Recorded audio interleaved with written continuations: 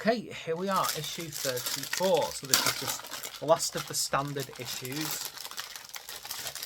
And, well, what do we get in these? Well, as always, we get paints. We get, which, as I will often say, is not a bad thing. Now, I'm just going to show you the paints. So you got this Incubi Darkness, a kind of bluish colour, sort of like with maybe a... It's an interesting base colour, that. It's blue, but it's definitely got that grey kind of feel to it, doesn't it? Slightly grey offset. Now, it's good. I've not got that one, to be quite honest. I'm quite happy about that. It's always good to have a different range of base colours. Now, this is the sacred oil called Nuln Oil. And, if you've never really got into painting models before or anything like that, you will learn very quickly that, it's heavily memed about Nuln Oil being, our saviour, our wonderful pot of auto shade. And that's exactly what it does for a lot of people. You wash it on and there you go, you've got your shadows all set up.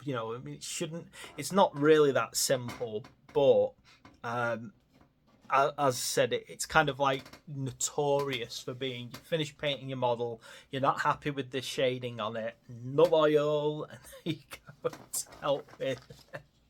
So that's how we do it. Yeah, so Nuln Oil is, as I said, it's no doubt about it, it's a sacred oil for Warhammer painters. There's no other way to put it. Okay, issue 34, and straight away we have Nagash, Supreme Lord of the Undead. That's the guy. Yes, talking about the Grand Alliance of Death. Again, anything about Nagash I absolutely love. I really recommend you read a set of books about the rise of Nagash on the old world, on the world that was, and his rise from being a priest. I think of he's a priest. He's a priest. Oh, I can't remember his.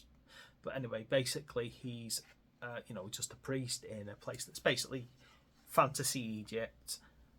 He manages to get hold of some Nurgle sorcerers, and he corrupts them and he changes them, and then he learns about death magic from them. Basically, he learns about how Nurgle can control death and things like that.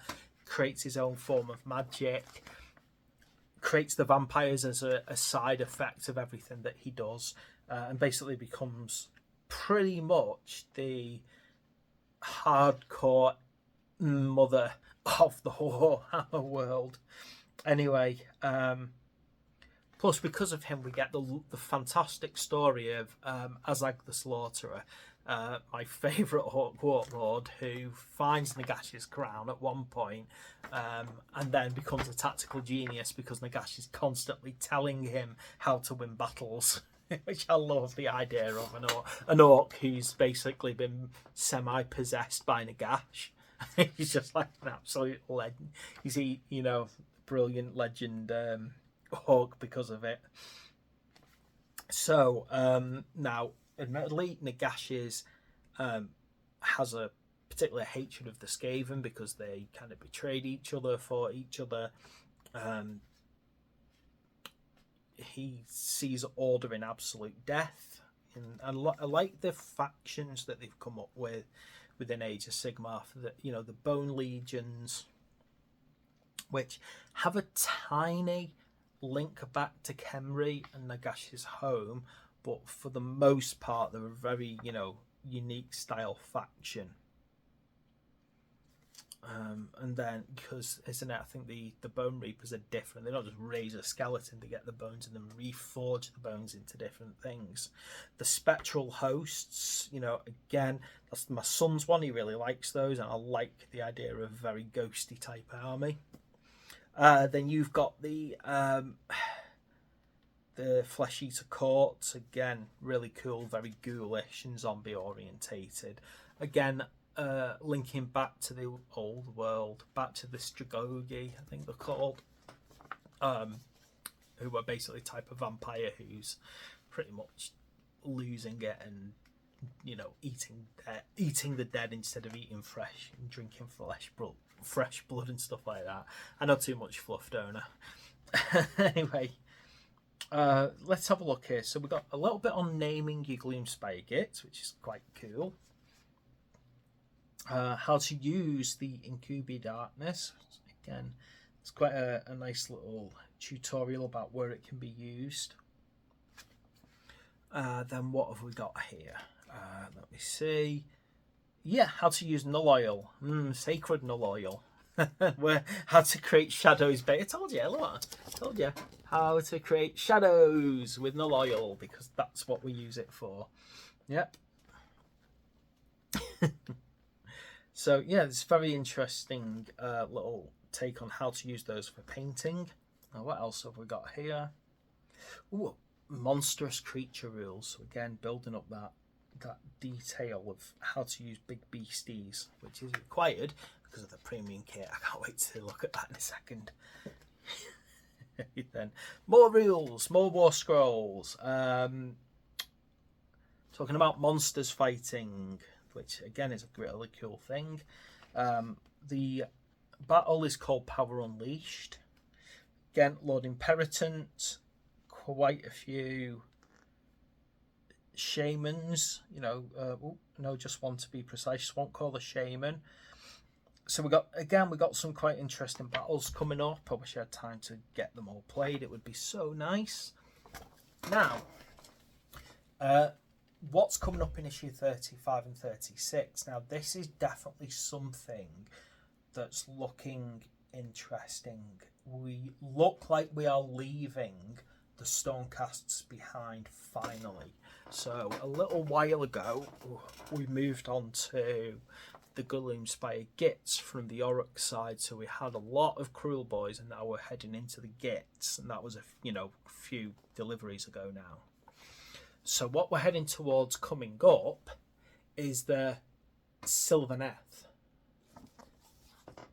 Now, as far as my knowledge so far, it appears that these are kind of like forest spirits. They're dryads, they're tree men, you know. So this is an Arc Reverent, and again, everything about it suggests a very, you know, forest elemental. Looking at it, I am really interested to see that. I've never painted anything like that before. I've never assembled anything like it. I've never had that before. I am really interested to see what this is and what it looks like.